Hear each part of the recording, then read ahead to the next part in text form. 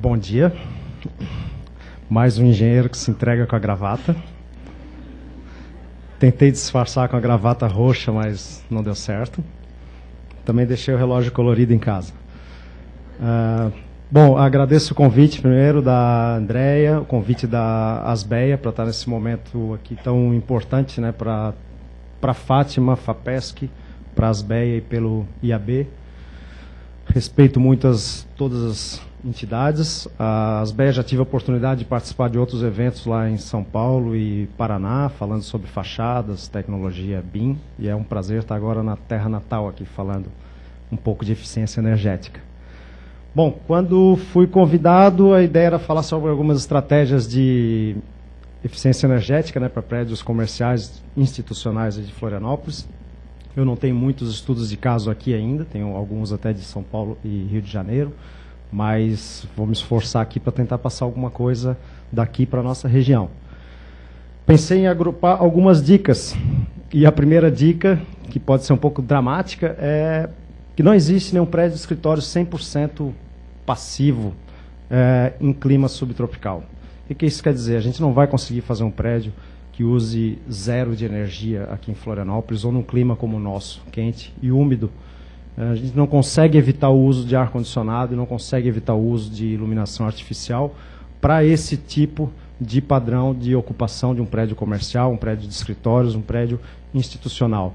Então, o uso de ar-condicionado é inevitável em Florianópolis, vocês sabem disso. Quem trabalha aqui no verão sabe que mesmo com janela aberta, o clima é muito úmido, a gente precisa retirar umidade também para poder trabalhar até com uma roupa mais de serviço, talvez não terno e gravata, mas qualquer roupa com camisa, um pouco mais arrumado, num prédio de escritórios não dá para viver sem o ar-condicionado.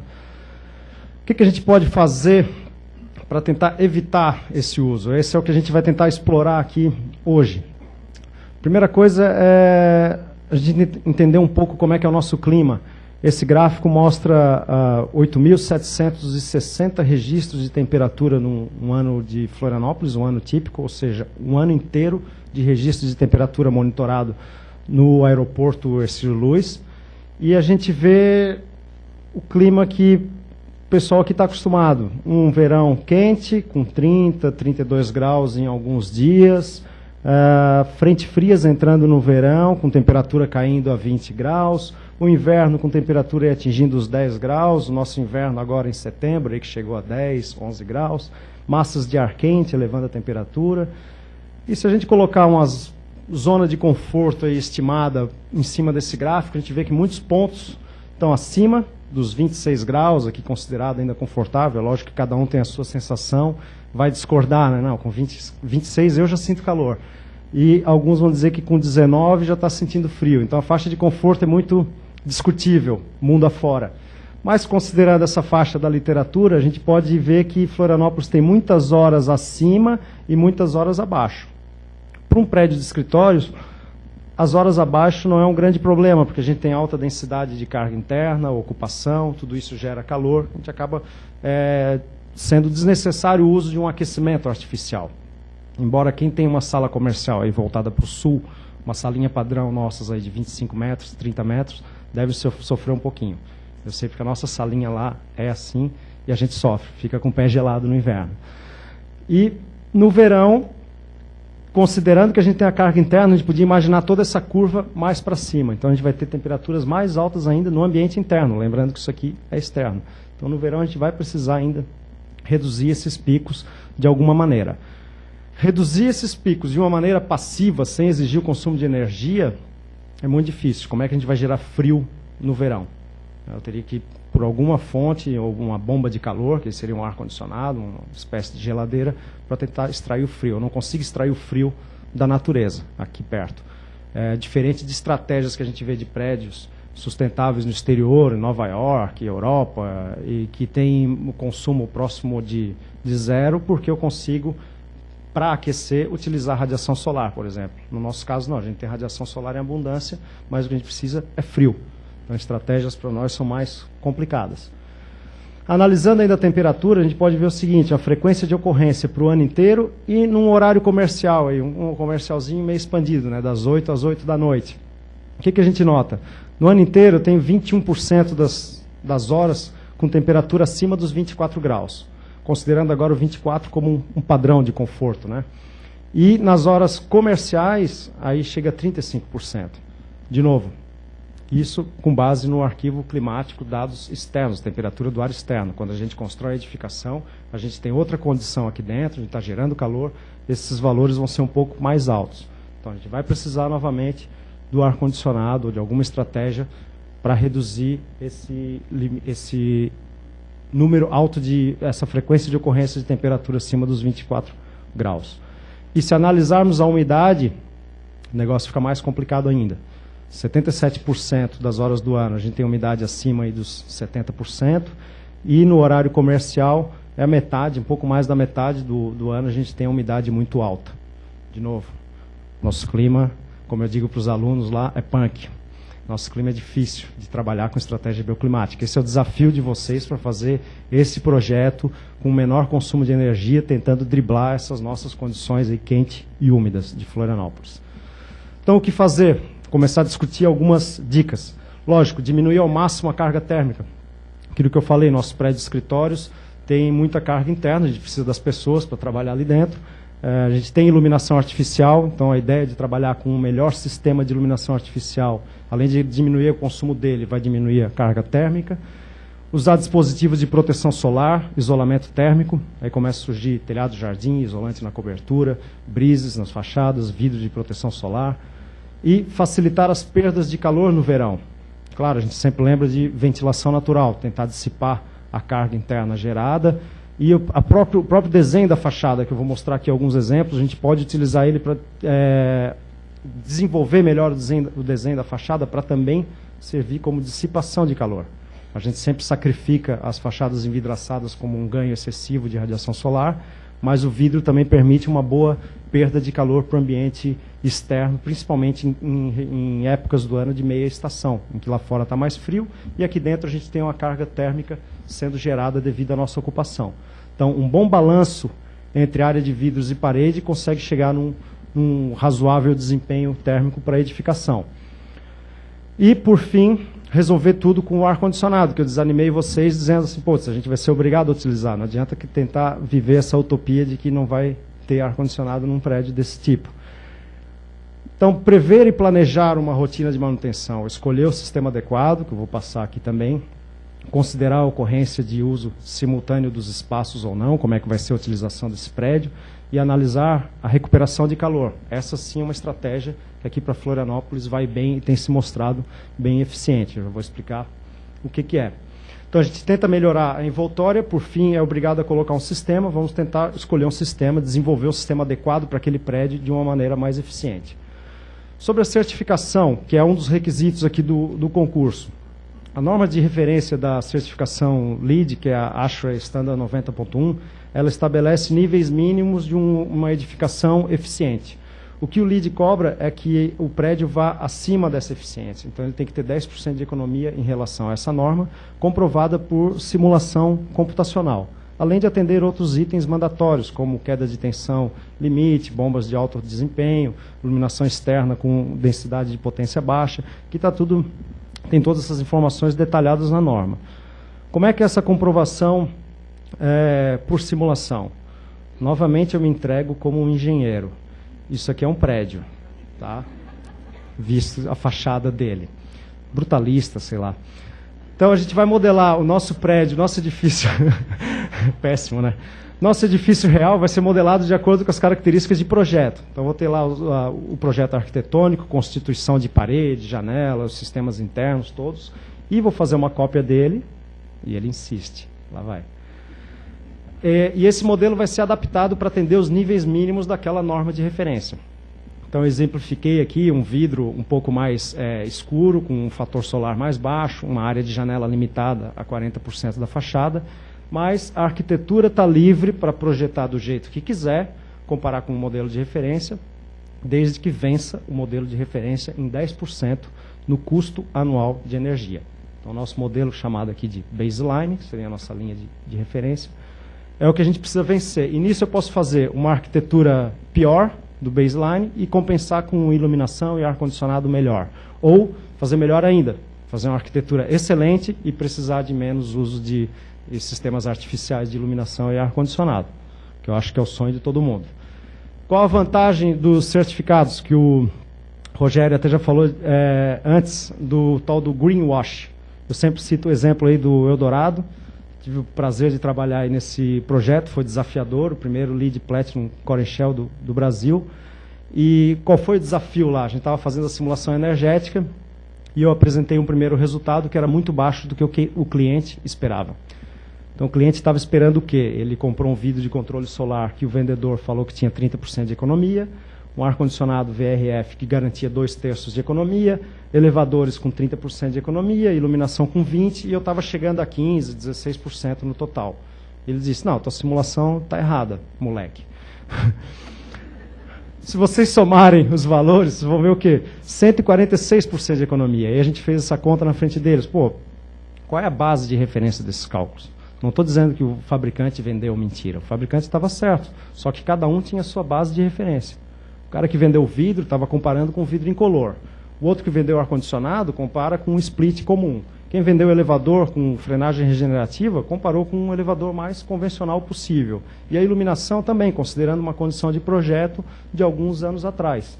Claro que se a gente somar tudo isso com as bases todas diferentes, vai dar um valor errado, que não tem nada a ver com a realidade. A gente fez a simulação computacional, aqui um exemplo do modelo com seus pavimentos tipos para representar todo o prédio, e chegou aí nos 18% de economia de energia. Então, qual a vantagem de ter uma norma de certificação, seja o LEED ou a etiquetagem do Procel? É todo mundo trabalhar com o mesmo padrão.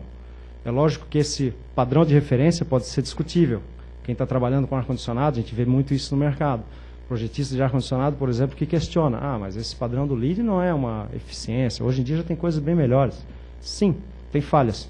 Toda norma tem falhas, e vocês que trabalham com projeto estão o tempo todo tentando respeitar as normas e discutindo, né? Ontem a gente estava falando alguma coisa sobre vagas de bicicletário, né? De bicicletas. Então tem falhas em todas as normas, são discutíveis, nem sempre dá para atender todos os interesses.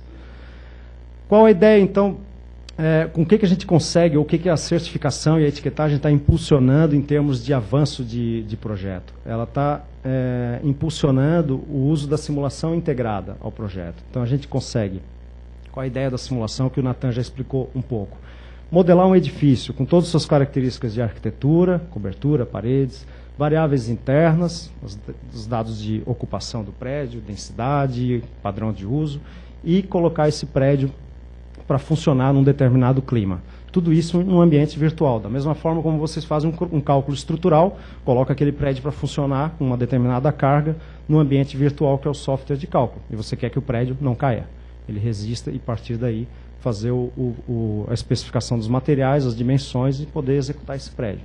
Da mesma forma do consumo energético. Colocar tudo isso aqui para funcionar e chegar na estimativa do consumo de energia do sistema de ar-condicionado, que dessas variáveis é a mais difícil de ser estimada o consumo. Porque iluminação e equipamentos a gente consegue multiplicar potência por padrão de uso. Agora o ar-condicionado, tudo isso influencia no consumo. Então é tudo ao mesmo tempo agora, como na arquitetura. Tem que estar pensando em todas as soluções e vocês têm mais um problema, que é diminuir o consumo de energia, otimizar esse projeto ao máximo para ter o menor consumo possível.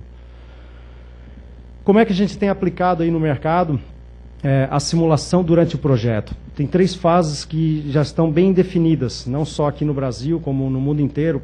O pessoal tem as mesmas dificuldades que a gente, ferramentas difíceis de manipular, cronogramas apertados para integrar a simulação durante o projeto, desconfiança das ferramentas de simulação, desconfiança dos simuladores. Tem todos os problemas que a gente tem aqui, tem em outros países também. Mas, de um modo geral, o que acontece? A gente tem um estágio inicial, onde dá para fazer uma primeira simulação mais crua, que até o pessoal do exterior chama de crude analysis, em que a gente vai pegar as bases de projeto, testar as bases de projeto, durante o projeto de desenvolvimento do estudo preliminar ou projeto básico. O que são as bases de projeto? A FAPESC e Fátima lançaram um termo de compromisso para o concurso, tem os requisitos de projeto. Ali a gente tem mais ou menos definido os requisitos de desempenho do proprietário, exigidos pelo proprietário, que o LEED chama de OPR, Owner's Project Requirements. Então tem os requisitos do proprietário para o empreendimento.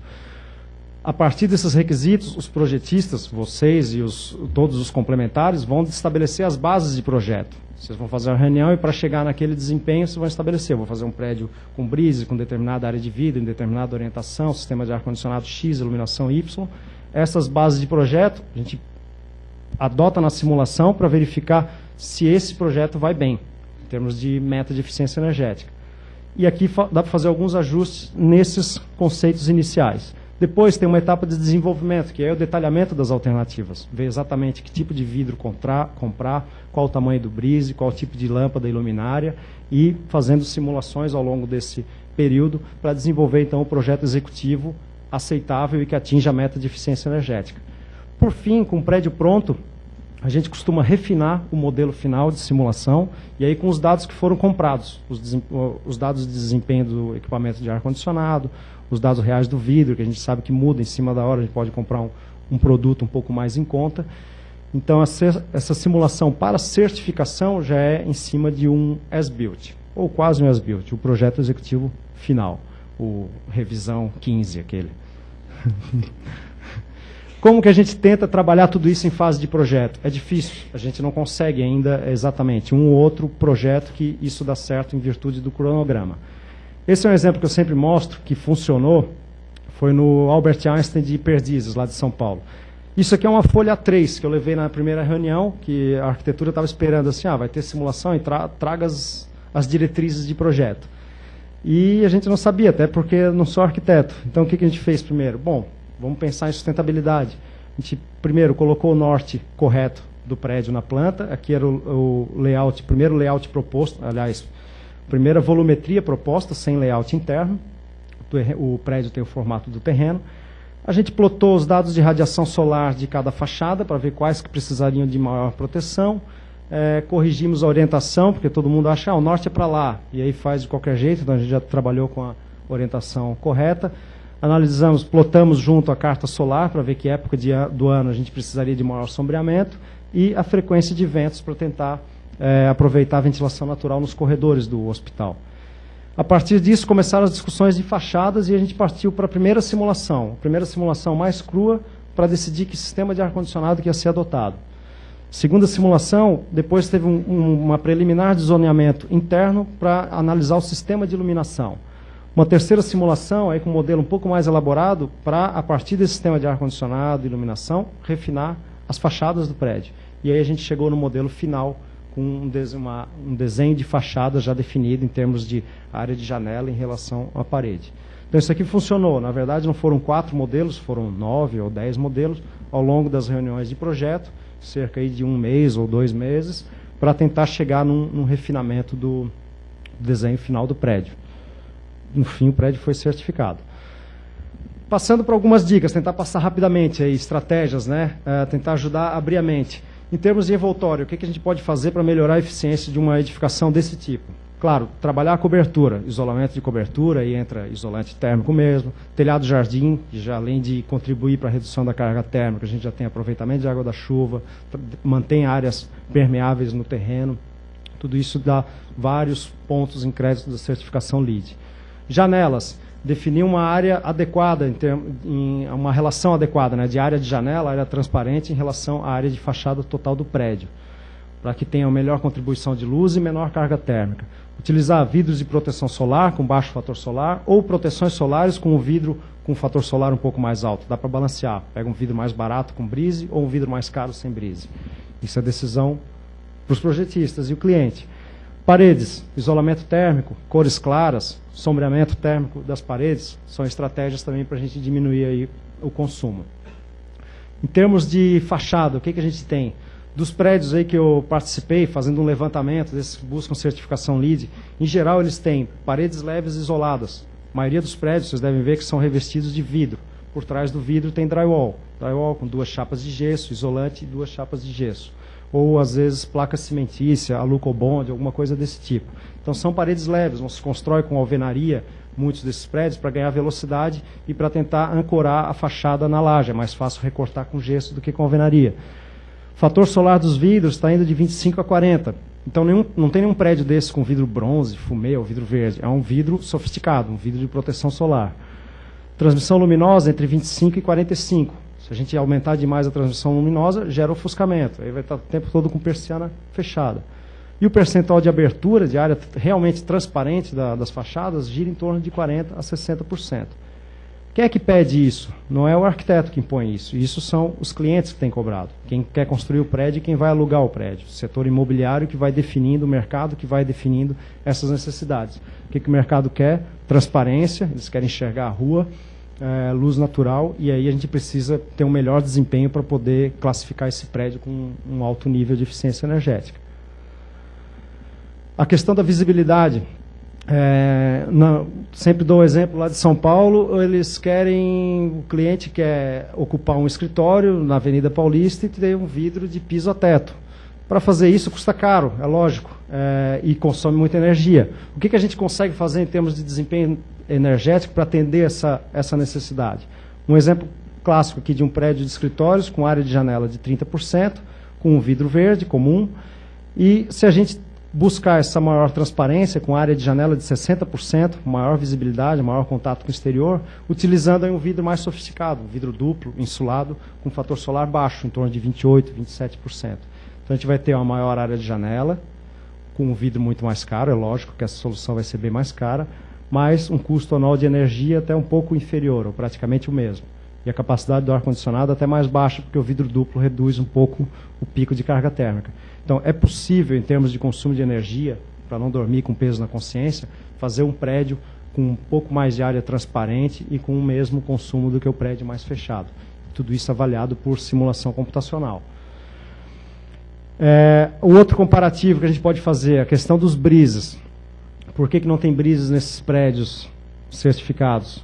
Porque são nas cidades que tem muita poluição, muito ruído, então a gente não consegue... ruído não, muita poluição, a necessidade de manutenção constante da fachada e, lógico, o custo de ter uma estrutura acoplada por fora da fachada. O que a gente tem feito de análises, até para tentar convencer os clientes para barrar a radiação solar externa, ao invés de barrar depois interna, né? Então a gente sempre tenta primeiro a colocação de elementos de proteção. Então, num dos estudos que a gente fez, comparando aí um brise com ângulos de proteção diferentes, né? O que seria o ângulo de proteção? A relação entre a largura do brise e o espaçamento que ele está cobrindo. Então, aqui um exemplo com um ângulo de 45 graus, e fazendo uma simulação, um modelo de referência com 50% de área de janela com vidro verde, por exemplo. Ele tem um custo anual de energia de R$1.320.000. Com um brise com 30 graus de sombreamento, um brise um pouquinho mais curto, a gente chega numa economia de 6%. Com o brise de 45 graus, que tem a aleta igual à distância dele, entre uma aleta e outra, dá 8% de economia.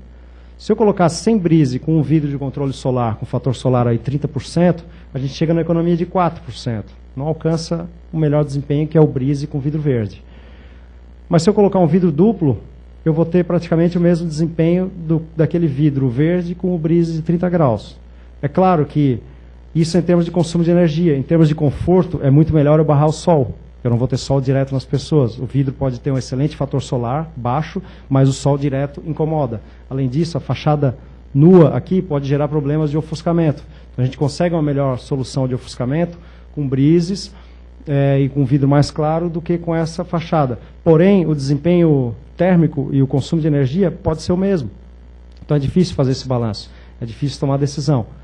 A gente tem que analisar todas as variáveis envolvidas e fazer uma análise de ciclo de vida para ver o que vale mais a pena. Deixar uma fachada nua, que é mais fácil de limpar, ou uma fachada um pouco mais complexa para limpar, mas com melhor desempenho.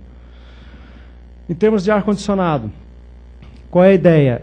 Passando rapidamente aqui algumas dicas, não vou entrar em muitos detalhes do ar-condicionado, mas a gente precisa integrar a solução à arquitetura. Então, como é que é escolhido o sistema? Né? Pelo custo inicial, evidentemente, como várias outras estratégias que vocês estão careca de saber, né? Geralmente é o custo inicial que impõe, o custo de operação, e aí entra a eficiência energética, o espaço físico para colocar esse aparelho, principalmente se tiver uma torre de condensação, às vezes a gente não tem espaço na fachada para colocar, o clima, onde está localizado, o padrão de uso e carga da edificação. Quando eu falo de integração na arquitetura, eu tenho um exemplo do nosso prédio. Eu brinquei com os alunos ali fora, né? Disse, eu vou mostrar o nosso prédio. Que, por sinal, é branco. É branco, tem bastante ventilação, mas a gente precisa do ar-condicionado. Tanto que teve um protesto na reitoria uns anos atrás para botar os splits. O que fizeram? Colocaram os aparelhos. Está ali, ó, penduradinho na fachada. Não é isso que a gente quer ver. Provavelmente o aparelho não era para estar em cima da prateleira de luz ou brise, elemento de sombreamento. E aí vocês sabem como é que funciona num órgão público, né? A gente contrata um aparelho, a instalação de um aparelho de ar-condicionado, vem uma equipe e quebra a parede. Vem uma outra equipe e faz a instalação. Aí vem uma terceira equipe que faz a ligação elétrica e uma quarta que faz o dreno. Cada um faz do seu jeito. E quem está acompanhando não tem tempo de ver as barbaridades e tentar evitar que isso aconteça. Como o projeto de vocês já vai nascer com conceitos de sustentabilidade, certamente vocês vão evitar esses problemas. Uma solução para esse prédio, que os alunos até cobram, tá, qual seria a solução? Ia muito bem aqui um sistema com fluxo variável, o VRF, que é um splitão que tem a vazão de refrigerante variável conforme as salas vão sendo utilizadas dentro do prédio. Então, cada unidade interna vai ligando e vai consumindo energia do sistema. Eu poderia ter, então, cada sala de aula e cada sala de professor com uma evaporadora e uma central na cobertura do prédio, escondida, que a gente não pudesse visualizar de fora, com as unidades condensadoras. Esse sistema permite uma transferência do gás refrigerante até 60 metros de altura. Hoje em dia já chega a 100 metros, dependendo do fabricante. Então, para um prédio ali com 3 andares, dava facilmente para resolver. Com o split comum não dá, porque ele só vence 15 metros. Você já deve estar sabendo, dependendo da capacidade, 10 a 15 metros. Resultado, tem que pendurar na parede, o mais fácil é botar em cima do brise ainda, né? Internamente, dá para fazer o quê? Essa é uma foto do Eldorado, que tem as unidades evaporadoras, ainda estava aqui envolvido, ó, requisitos da certificação LEED, hein? Ó, cuidado com os filtros embalados durante a obra, para não sujar, depois da obra são retirados, o filtro é eliminado, trocado o filtro. E por baixo aqui vai o forro de lã mineral, tudo a gente tem um sistema de ar-condicionado central. E, na verdade, tem condensadoras na cobertura e evaporadoras por dentro do prédio, dotadas normalmente como se fosse sistema central. Iluminação. Iluminação, dica básica que eu comento sempre. Cada tipo de produto tem a sua aplicação.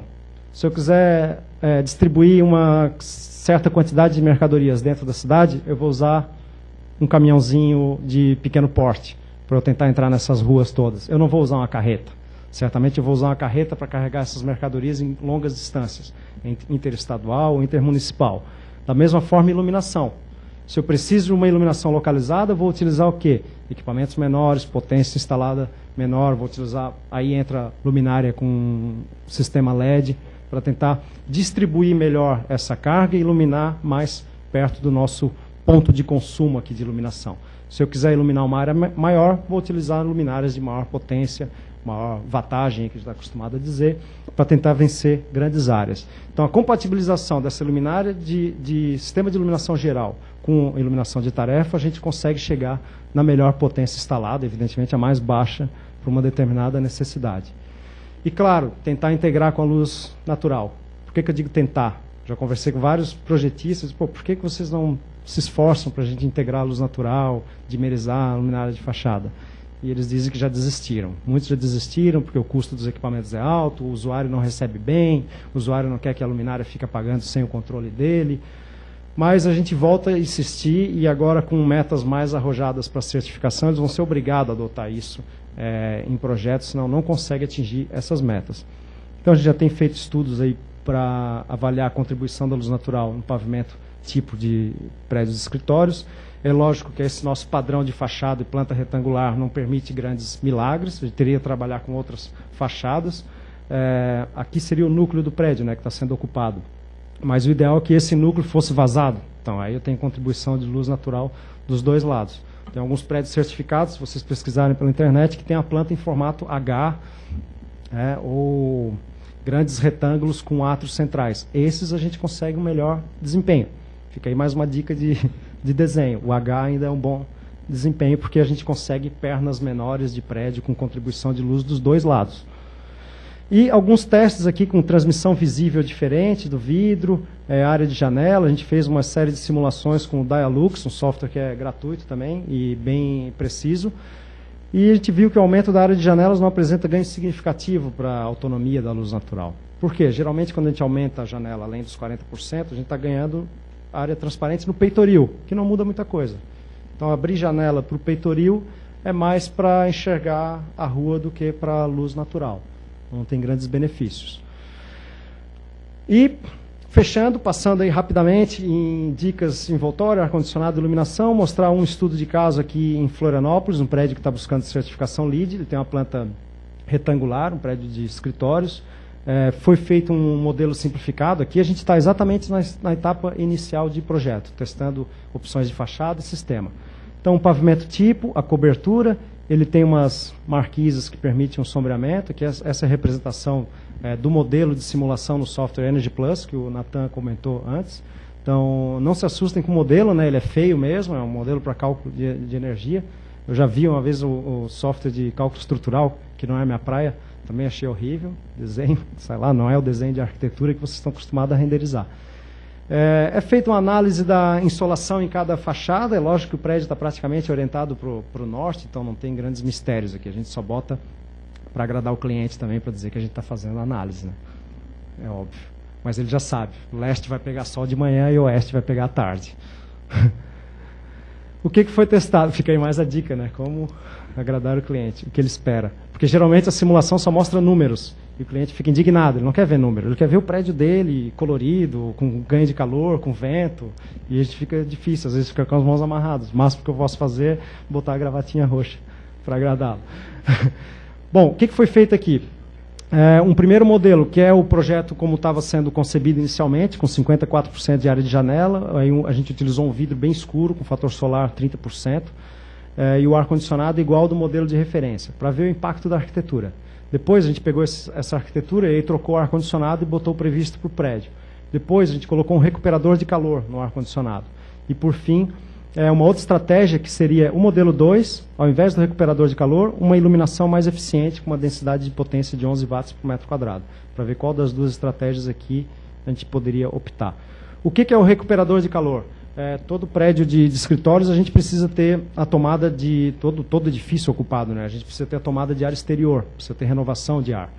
E se eu tenho renovação de ar, eu preciso jogar um pouco do ar fora. Então isso geralmente é em torno de 10% do ar que circula pelo ar-condicionado, que a gente está tomando de fora e jogando. Se eu estou jogando fora ar frio e tomando ar quente no verão, posso fazer com que os dois fluxos se cruzem para diminuir um pouco a temperatura do ar quente que está entrando. Porque o ar daqui de dentro está a 25 graus, 24, 25. Então isso seria um pré-resfriamento do ar exterior, que a gente chama de recuperador de calor. Na verdade é um recuperador de frio, entre aspas, né? A gente não consegue transferir frio, mas essa seria a estratégia. Então eu teria a tomada de ar externo por shafts e a exaustão por outros shafts, e os dois shafts se cruzam com um equipamento que troca o calor sem misturar o ar, porque eu tenho ar viciado com ar puro. Por simulação, a gente consegue estimar, então, o consumo de energia por uso final, para o projeto e para o baseline, então, consumo das unidades de resfriamento, iluminação interna, equipamentos de escritório. Por que é importante a pizza? A pizza que é importante para a gente ver os grandes vilões, para tentar ir afinando e melhorando o consumo do prédio. Então, equipamentos de escritórios, a gente não pode fazer muita coisa. Iluminação interna, dá para mexer, resfriamento também. Então a gente vai onde é possível, onde os parâmetros são variáveis, para tentar atacar e vencer o baseline. O que foi feito nesse prédio? O baseline tinha um consumo aí de 700 e pouco, quase 800 MWh por ano. Aquela estratégia da arquitetura deu 0,4% acima, que é um resultado excelente em termos de certificação LEED. A maioria dos prédios, a arquitetura gera um consumo 1 a 2% mais alto do que o modelo do baseline. Porque o baseline é uma envoltória bem isolada, com vidro bem protegido e área de janela limitada a 40%. Depois, com o sistema de ar-condicionado, a economia foi para 10%. Com o recuperador de calor, 11,2%. Um ponto percentual já é uma grande vitória também na certificação LEED, se essa medida não for muito cara. Mas de pontinho em pontinho, que a gente consegue chegar na meta desejada, seja 12%, 14%, que seja estipulado para o prédio. E a iluminação conseguia 12% de economia, adicionando na estratégia de iluminação. Então, se eu juntar essas duas estratégias aqui, a gente vai conseguir aí 13,2% mais ou menos de economia. Analisando só a arquitetura, a gente fez outro teste de fachada, que a arquitetura a gente tinha esse 0,4% acima do baseline, e a gente colocou brises com vidros verdes, porque esse aqui era um vidro fechadão, um vidro que tem uma transmissão luminosa de 15% e um fator solar de 30%. Para vocês terem ideia, esse vidro é o mesmo do shopping Iguatemi, da praça de alimentação lá. De fora ele é preto e de dentro ele fica muito espelhado à noite. Então, em termos de escritório, não seria muito agradável, mas tudo depende da arquitetura. Eu recomendaria um vidro mais claro. Então, a gente fez um teste com vidro verde e brises. Consegue empatar com baseline. Então, a gente tem uma melhor transmissão luminosa, uma melhor proteção solar. Esses brises ainda poderiam ter painel fotovoltaico, né, Ricardo? Melhor ainda, os de cima, provavelmente. Mas, se eu pegasse essa alternativa e colocasse, então, os brises com o meu vidro escuro, conseguiria uma economia maior ainda, de 3%. Aí cabe uma análise de custo, ver se vale a pena fazer toda essa instalação ou, inteligentemente, uma estratégia de arquitetura que gere o sombreamento das janelas, ou uma distribuição da área de janelas com esse sombreamento, um recesso da janela, recuado, alguma coisa desse tipo. Então, tudo isso mostra dicas, né? A simulação ensina a projetar, mas ela dá dicas de algumas soluções que a gente pode desenvolver. Eu vejo muito lá o dilema dos alunos quando estão fazendo trabalho de conclusão de curso ou algum outro projeto, que é, professor, eu quero fazer um projeto sustentável, por onde eu começo? Eu disse, ai, ferrou. Não tem como. Como é que eu posso... Putz, eu tenho que adotar o BRIS, eu tenho que... Não fica preocupado em ter que adotar o BRIS, ou ter que adotar um determinado sistema de iluminação ou ar-condicionado. Use isso como um fator para resolver o teu projeto. Ele não é um problema. Se tu tem que ter uma determinada estratégia ou uma limitação, melhor ainda, você vai ter as soluções mais focadas.